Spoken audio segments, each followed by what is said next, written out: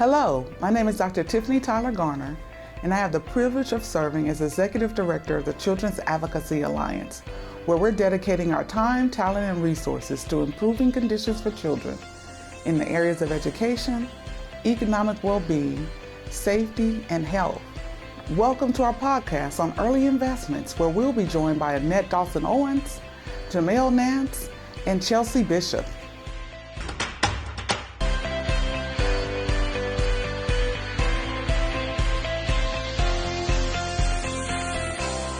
Thank you, Dr. Tiffany Tyler Garner. We at the Advocacy Alliance value parents and parent voice and know what a difference their stories can make. And so we would like to introduce Chelsea Bishop here today. Thank you for having me today. Thank you, Chelsea. Will you just share with us a little bit about your story, about your family, and some of the things that you've been through? Yes, certainly. So I'm born and raised here in Henderson, Nevada, and left for college, and then we moved back here with our kids. And so I'm a pediatric registered nurse, and I've got 2 biological children, and then we've got a 1-year-old in our family right now that we're foster parents to. And we have had quite a medical journey with our kids, and my husband's also in the medical field. He's a physical therapist. But my oldest was diagnosed with stage 4 high-risk neuroblastoma when she was 2.5, and she was on a 6.5-year journey of treatment, and it was a wild time through those years because it was just a lot, and she went through all sorts of different types of treatment, and we pretty much hit every kind, and she unfortunately passed away last August, and that took us quite, it was a really deep experience for our family, and a lot of things went down with that. We have a 7-year-old who is just a joy, and she herself was born really tiny. She was born IUGR, and then at age 2 we found out she had cerebral palsy, and she had a lot of growth conditions that we were worried about, and movement, and so she's been through a lot, and she's really thriving right now. She's in 1st grade. She loves life, and she's loving on this little baby that we have. We have this little baby for the last, about 6 months or so, and she's just a joy, and she was premature herself, and so we've got some medical things have been going on with her too, but we really love the community here, and we love raising our family here, and so we've felt like throughout these years we've really been able to get to know the community more, and especially now that we're in schools and everything, we've got a wide range of experience just interacting with others, and we really love it here. Thank you, Chelsea, for sharing that. You've been through a lot, your family has, and I know the community loves your girls and all that you're doing. And we're grateful for you being here to share your story. It's a compassionate community, and I know you've experienced a lot of that. And thank you for sharing the journey, which may be a little difficult at times. Thanks.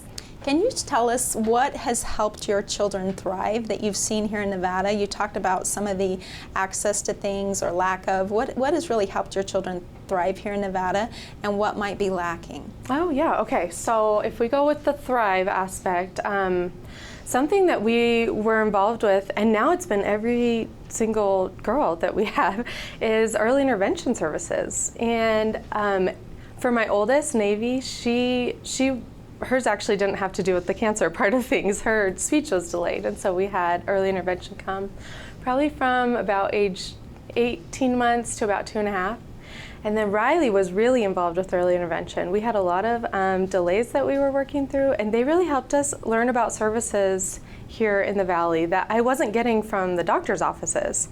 They were the ones that were really connected and would come up with different ideas like, oh, have you thought about this therapy? Have you thought about genetic testing? And so they really helped me get kind of the broader picture of what could be going on with her when we were still figuring out diagnoses and such.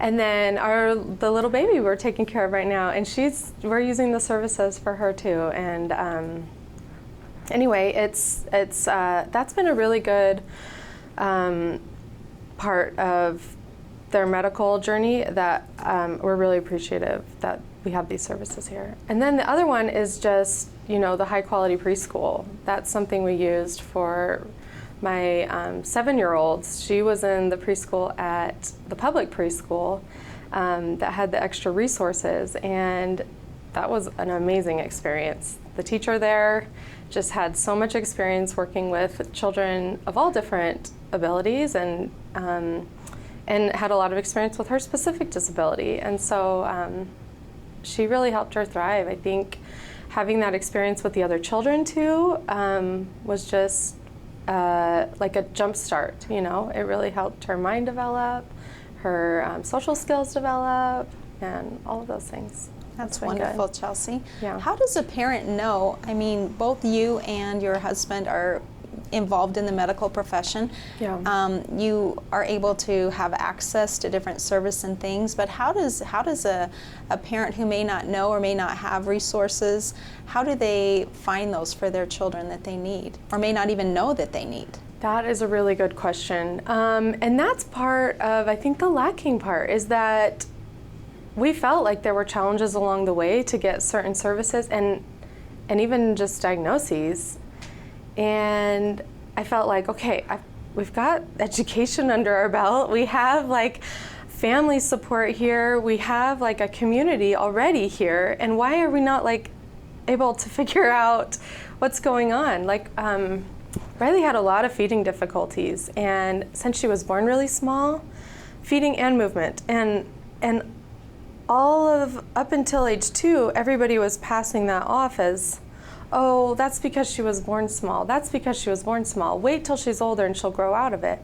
And she wasn't growing out of it. And that's when we really had to seek out more resources. And like you said, like I'm grateful that we were able to seek out those resources. We had help from family. We were able to travel to Chicago to go to a growth conference because that's all we were focused on at that time.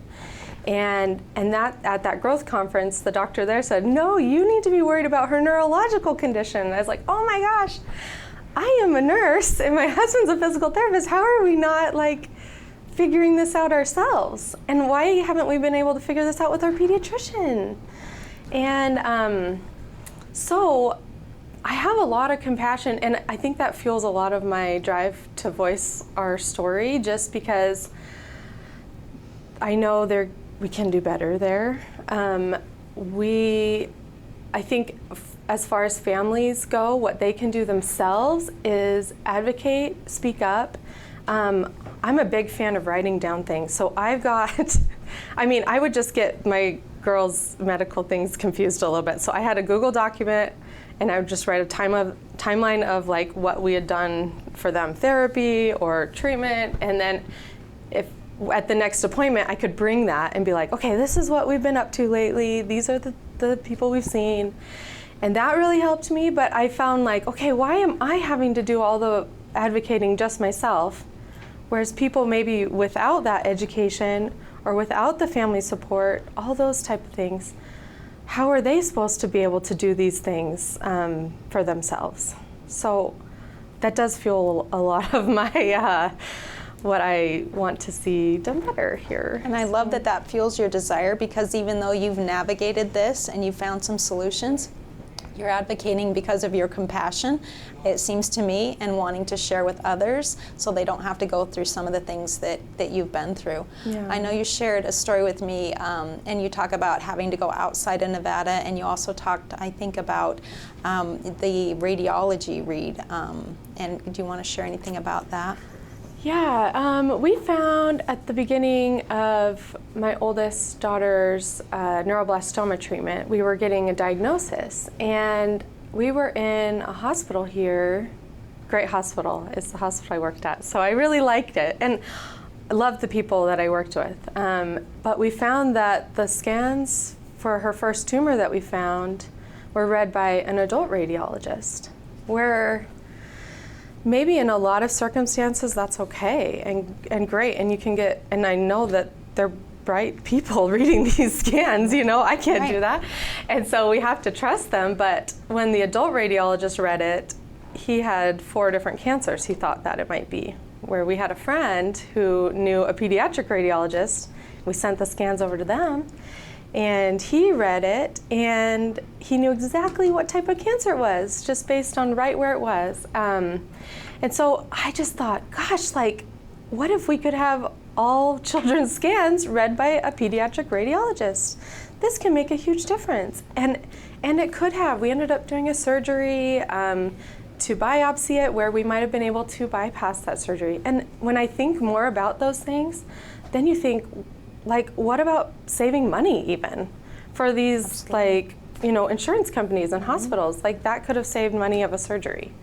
So, like I said, like, we have been surrounded, and I like that you brought up compassion, because we have been absolutely surrounded. I'll get a little emotional on this, but absolutely surrounded by people who care.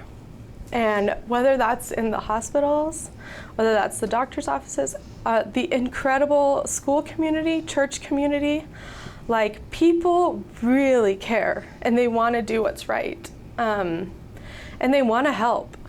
And we've been surrounded by that. Thank you for sharing your compassion. I'll never forget the compassion I saw in the community as they came out for Navy's Make-A-Wish. It was a beautiful thing. And I love that you're dedicated to improving outcomes for other families so they don't have to go through some of the things that you've been through.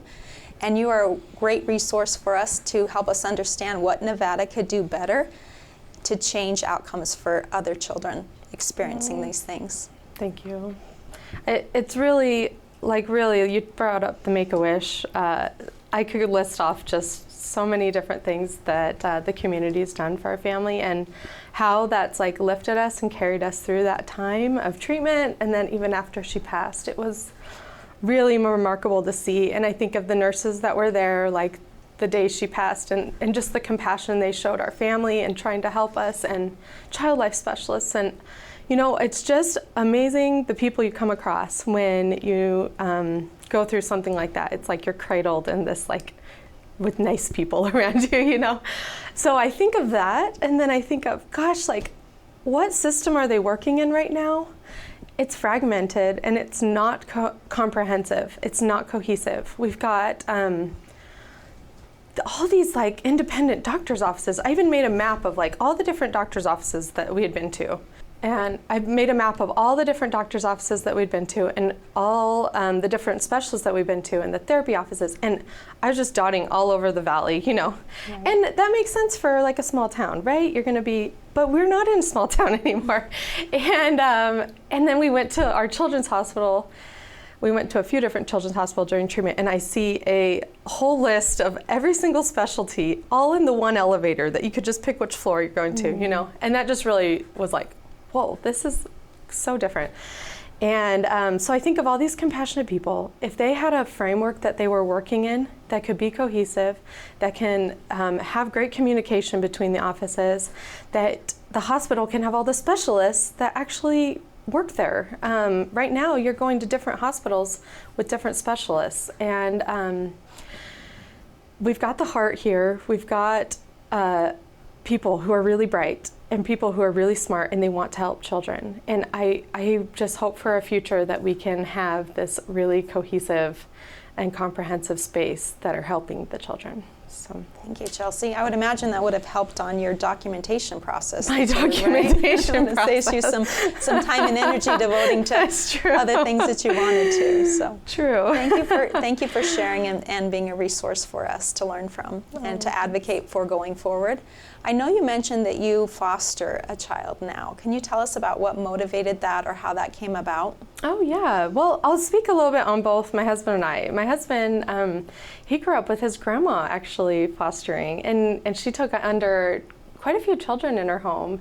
And so he grew up hearing those stories. Of course, he was younger, but and then interacting with these, you know, adopted aunts and uncles. And he just really cherished that experience for him. And then on my side of things, when I was working as a pediatric nurse, there you'd get assignments that were just solely medical. You know, you're doing all the med-surg type nursing care. And then you'd get assignments that were children who were just born, and they're waiting for a foster or adoptive family to come.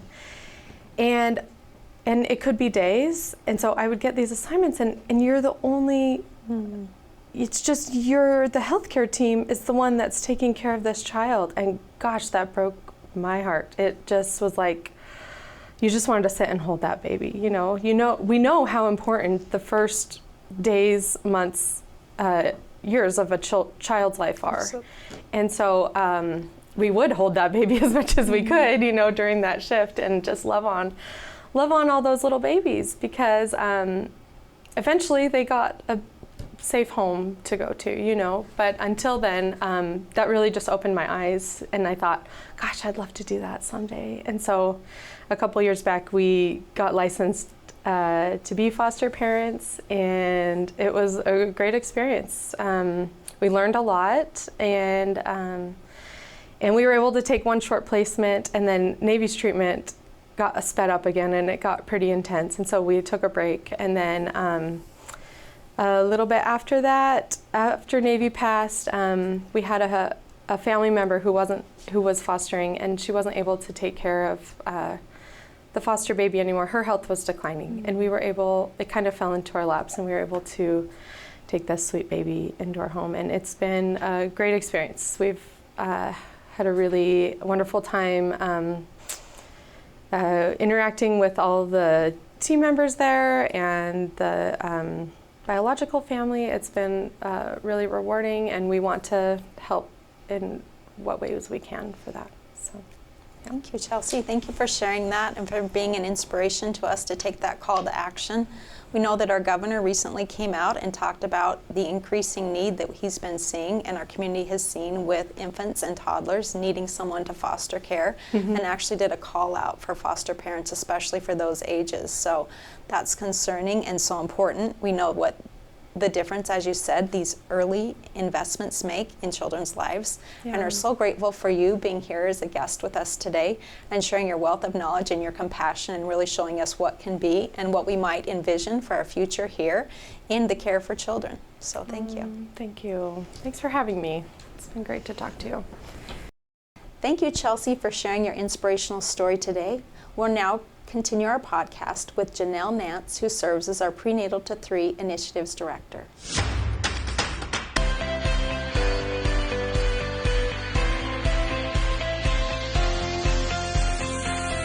Thank you for being here and for all the work you're doing at CAA. We know that what an asset you are to our team. If you will go ahead and tell us a little bit about yourself and how you got into the work and your why. Absolutely. So excited to be here today just to share with you a little bit about what I do.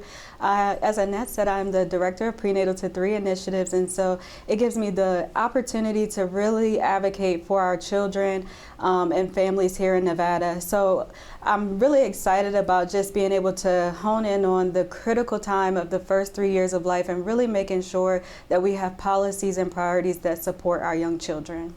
Thank you, Jamel. And why are those early investments so important? What have you seen in your work which is abundant that speaks to you about those investments?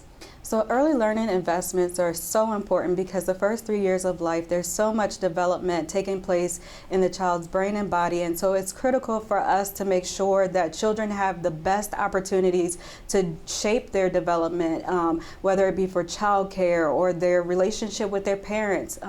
We want to just make sure that children have every opportunity to quality early experiences. Thank you, Jamel. And what is CAA doing lately? What is the Children's Advocacy Alliance working on that you want to share with us? Well, I'm glad you asked that question because we have the Strong Start Collaborative that is comprised of directors and legislators that come together as one to fight for this one mission to ensure that our children prenatal to age 3 have the best opportunities possible. So we come together and we strategize on policies and priorities that really will have the best outcomes for our children. So that consists of meeting together. We have 3 separate work groups that we're working towards, which is maternal and child health, early learning and child care, as well as community health workers and home visiting. Jamel, can you expand on what a work group is? Definitely. So a work group is a more intense, individualized segment of the Strong Start Initiative. So we break down those work groups into those 3 specific initiatives so that we can really hone in on those policy areas that impact children and have the best outcomes. Thank you. And what barriers are you seeing in our community now with access to those early investments? So we have such a great relationship with our partners and our community-based organizations that really make sure that they share what the barriers are on the ground level. So one of the biggest things that we're hearing is access to quality childcare as well as the workforce as it relates to childcare, making sure that there are sustainable wages to support childcare providers.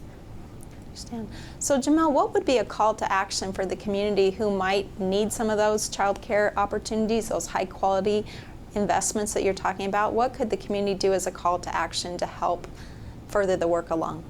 Absolutely. So one of the major things is to get involved, to get out there and get connected to your community-based organizations or your faith-based organizations so that your voice can be heard.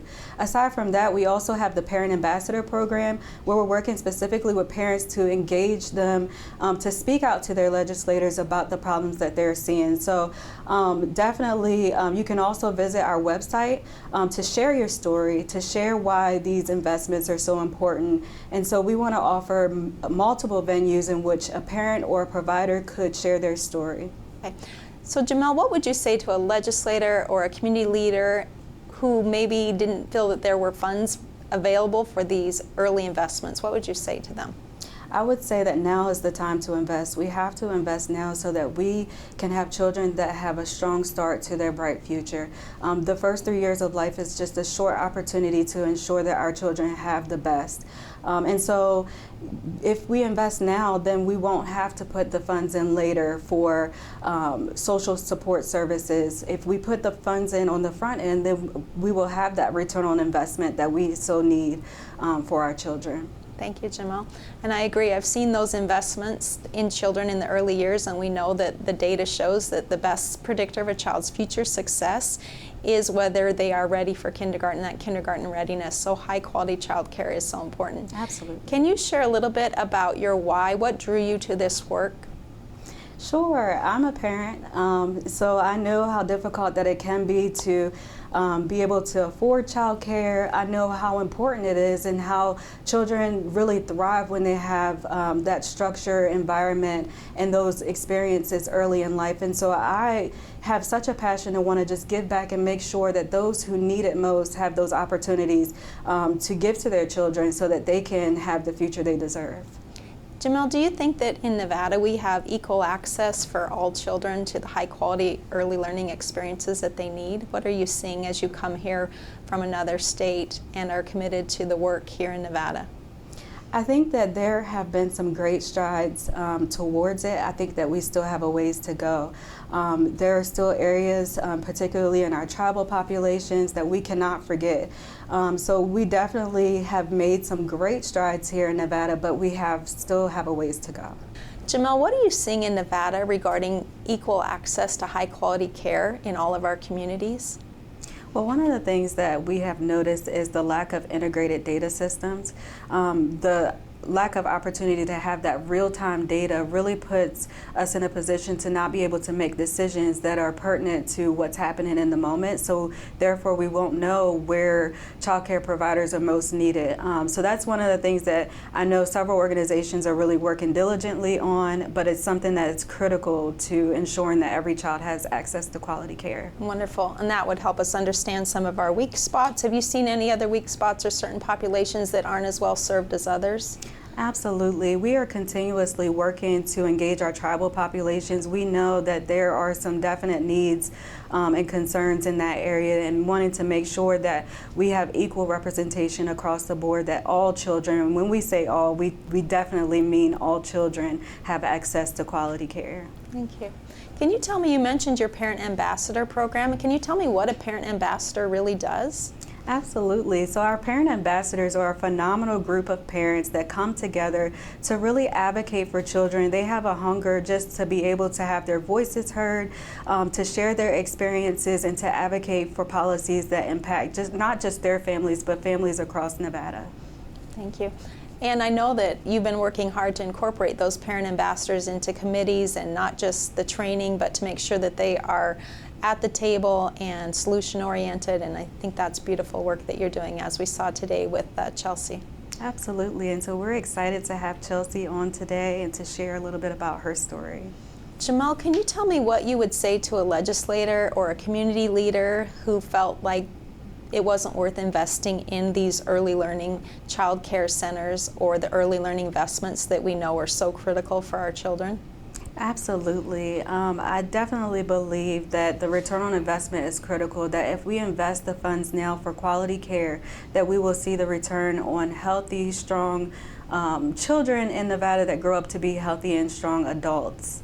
Agree. And then less likely to be involved in the justice system, the juvenile justice system later on. And I believe the return investment can be as high as 13%. Yes. And so if you're Vegas and you're betting on something, that sounds like a really great bet to me. Absolutely. Thank you so much, Jamel, for joining us today and for sharing the work that the Children's Advocacy Alliance does. We know it's so important. We're grateful you're here and part of the team.